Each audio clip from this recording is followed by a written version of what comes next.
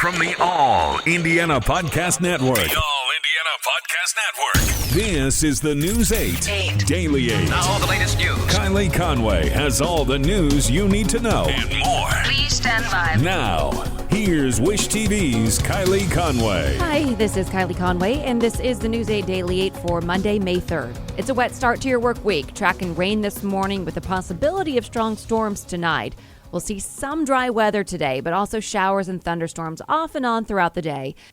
The most intense period of storms will be late today into tonight. That's when we have at least a slight possibility of a severe storm. We'll also have highs near 75 degrees. Two central Indiana schools are in mourning. What should have been one of the happiest days of the year turned tragic when two teenagers were killed in a crash on their way to prom. Kaylin Hart and Lyndon Byram died in North Hamilton County after their car was T-boned near 281st Street and Lacey Road. Kaylin Hart was a senior at Hamilton Heights. Her mother, Jody Conaway, said her daughter and boyfriend were headed to her house for pictures when the crash happened. A special event Conaway says her daughter had been looking forward to for a while. Not only did she lose her daughter, but Conaway says she lost another person who was quickly becoming part of her family. She was everything to her dad and her stepmom and myself and my husband and her sibling. Lyndon was a great kid. He was so sweet. He was so respectful. So respectful. Lyndon Byram was a senior at Cathedral High School. His classmate Hudson Miller said this year was especially important because only seniors were allowed to attend the prom. Miller said it's been a tough stretch for students everywhere, but especially for students at Cathedral. This is the third death of a student in a little more than a year. So when you think about it, it's like why do we have to keep doing this? Having prayer services and having to post R.I.P. Lyndon, and having to come together and mourn. It's when's it going to stop? The Hamilton County Sheriff's Office said two passengers were in the back seat of the car driven by Byram and taken to St. Vincent Hospital off of 86th Street with non-life-threatening injuries. Investigators said it's not clear which direction the cars had been driving. A meal train and two fundraisers have been set up to help the families. A link to those is on our website right now at wishtv.com. The Hamilton Heights superintendent said a regular class schedule will resume today, but extra staff will be available throughout the day to help students during the difficult time. And total strangers are showing up for support following the tragedy. Some gathered for a prayer vigil yesterday at United Family Wesleyan Church in Cicero. Church leaders say that they didn't know the teenagers, but they wanted to come together as they cope with understanding how and why this happened. Though we didn't know the teens personally, we know a lot of their friends, and it doesn't matter that we didn't know them personally. It hits all of us so hard that when you lose someone so young in such a tragic way. And so we basically wanted to step up and do whatever we could to help the community be strong together. And honestly, it's been amazing to see this community pull together the way they have. And church leaders say several vigil attendees brought donations for the families. The Mary Castle Elementary School and Early Learning Center will be closed today following a shooting that happened Friday. Superintendent Dr. Sean Smith thanked IMPD and the district security, saying, "This quick response resulted in no additional physical injuries. Our children were protected and the life of the victim was saved by the swift action of staff and first responders." Smith says an estranged family member came to the campus on 82nd Street, in his words, with the sole purpose of taking the life of the mother of a young child receiving special services. One person was shot and taken to the hospital in critical condition at the time. The Learning Center and elementary school reopened tomorrow. This morning, there are discussions over COVID-19 vaccine intellectual property rights. White House Chief of Staff Ron Klain says talks begin this week with the World Trade Organization.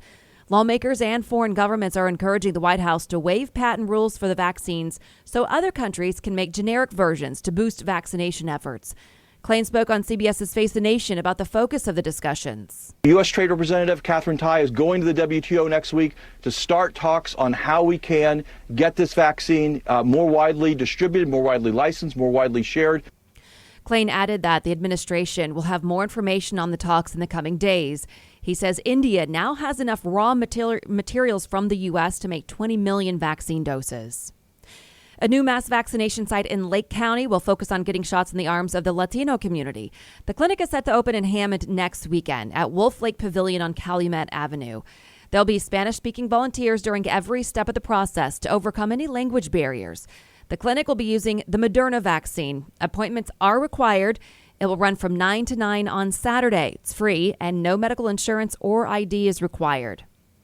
A former commissioner of the FDA believes 10 million children could be vaccinated by the fall if the agency approves the Pfizer shots for older kids. That's part of what Scott Gottlieb shared in an interview with CBS News. He says he's hopeful the FDA will give permission for kids between 12 and 15 to get the Pfizer vaccine shortly. Gottlieb says it's important to put vaccines in the hands of pediatricians. I think initially you're going to see vaccination sites start to offer vaccines to children. Right. Pharmacies will as well. But really the key to getting kids vaccinated is doing it through pediatricians. The Pfizer vaccine is currently approved for anyone 16 years old and older. Today is the last day homeowners can apply for the state's hardest hit fund. The fund helps those who may have trouble making mortgage payments due to financial hardship brought on by the pandemic. Indiana is set to get more than $40 million from the federal government for mortgage assistance. To get the application process started, call 1-877-GET-HOPE. And 3 people are dead and 27 are in the hospital after a boat capsized off the coast of San Diego. Authorities say the boat capsized and broke apart in rough waters around 10:30 yesterday morning during a suspected human smuggling operation. A lieutenant with the San Diego Lifeguard Services says 7 people were pulled out of the water, including 3 who drowned. According to officials, 1 person was rescued from a cliff, and 22 others made it to shore on their own. And today is the funeral of Andrew Brown Jr., the man shot to death by sheriff's deputies in North Carolina. It touched off large protests. Visitation was Sunday. Speakers at today's ceremony include family members and several local and national civil rights activists. Brown's family is also pushing for the release of body cam video of the shooting. A judge ruled last week that public release of the video will wait at least 1 month and that the family could view an edited version now. There's a lot of work to be done, and we have to be here. We have to fight for justice for him. And the first order is release the tapes. Today's service is invitation only, starting at noon in Elizabeth City, the town where the shooting happened. And this morning, there is research out touting the benefit of gossip. The study is from Dartmouth College. An important note here, researchers say they were looking at all forms of gossip, not just the negative kind like rumors. They also include mundane small talk, online or in person. Researchers used an online game in the study, letting some players chat with each other and keeping other players isolated. They found the players who could chat felt more connected than those who could not interact. Researchers say the study shows gossip may be an important part in forming relationships. And to business headlines now, your Mother's Day bouquet may be more expensive due to a flower shortage. Uncertainty during the early days of the pandemic and lingering supply chain issues have left some varieties of flowers in short supply and raised prices on others. This is according to some florists. Roses and carnations are a couple that have become more expensive. Indiana ranks among the highest states for dog bite insurance claims, but lower for average payouts. There were 326 claims last year, with an average payout of just over $41,000. The Insurance Institute says dog bite insurance claims were up in 2020. More people adopted dogs, people stayed home, and there were more deliveries. There were almost 17,000 dog bite insurance claims filed last year, with an average payout of just over $50,000 nationwide. Personal income jumped by more than $4 trillion last month, a record 21% increase. The Bureau of Economic Analysis says economists had been predicting a spike as stimulus payments reached people's bank accounts, and the improving economic picture pulled more displaced workers off the sidelines. But the increase exceeded even their optimistic projections. Twitter announced an ad campaign in support of local journalists and their work. According to Axios, Twitter will take out 28 full-page ads in newspapers across the U.S. The advertisements will point toward public Twitter lists that feature local reporters and newspapers. Medical schools and public health programs are seeing a surge in interest prompted by response to COVID-19. The pandemic, of course. By April, graduate-level degree programs in public health drew nearly 24,500 applicants for this fall, a 40% increase from the year before. That's according to the Association of Schools and Programs of Public Health. All schools expect long wait lists this year as many students put off college last year and universities are uncertain how many students will come. All right, now to the Colts. The Colts are welcoming rookies to Indianapolis days from the NFL draft. The Colts picked up 4 new members of the offense and 3 defensive players. Kwity Paye is already in Indianapolis. The first-round defensive end out of Michigan met with owner Jim Irsay. The Colts went with offensive lineman Will Fries from Penn State for its final pick in the 7th round. Wish TV analyst Zach Kiefer does not think Fries is going to be the man who replaces Anthony Costanzo after his retirement. This is a real concern, and it has to be. This is not left guard or right guard. This is a left tackle who's going to be protecting the blind side of your new $98 million quarterback in Carson Wentz. It's really the only question mark this team has right now, and they just haven't addressed it yet. Kiefer's sleeper pick among the Colts draft pick is wide receiver Mike Strawn, drafted in the 6th round from Charleston. And as for the Pacers, a 10-game sprint to the playoffs starts tonight. Indiana badly needs more wins, like the record-setting one over the weekend. Domantas Sabonis returned to the lineup from injury and helped torch the Thunder. The Pacers won by 57 points in Oklahoma City, the most lopsided win by a visiting team in NBA history. Sabonis had 7th triple-double of the season, and this one he hit before the half.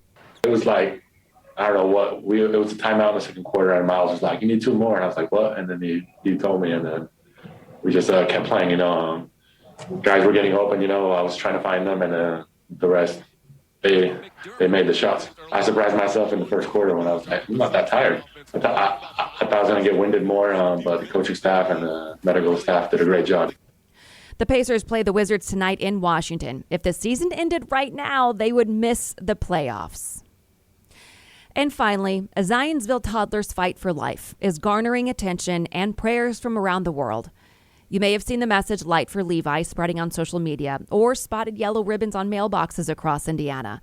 2-year-old Levi Chisholm should be running around with his twin sister Lainey, but after they both nearly drowned in a pool, he suffered a severe brain injury and life hasn't been the same. Now, it's hope in the Light for Levi that's taking on a greater meaning. Hannah Mordeau reports.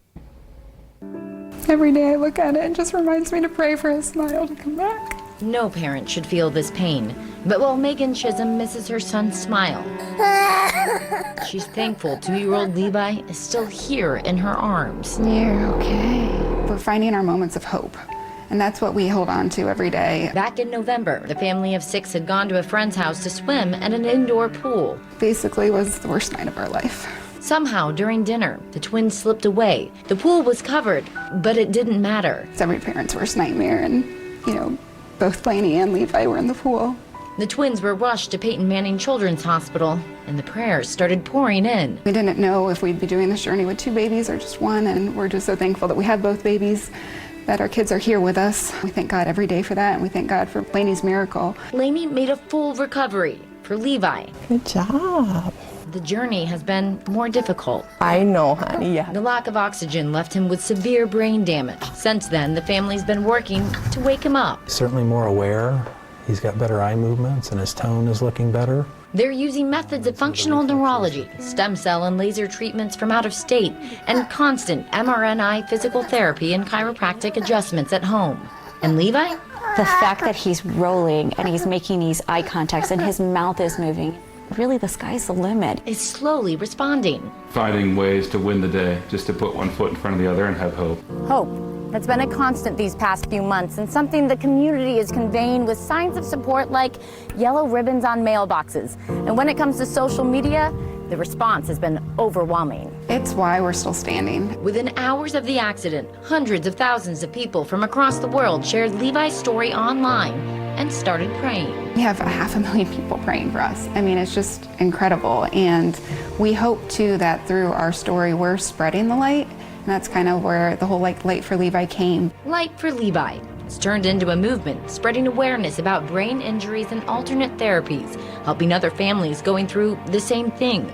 Now volunteers have made shirts, bracelets, even handmade gifts and songs. Levi, Levi, I hope you know. An outpouring of support, never expected. It's our goal to pay it forward and to do good for others. Proving light outshines even the darkest times. If we can help save one child in the future, I mean, that to us is, what our goal is to get out of this, that we too can help spread the light for Levi.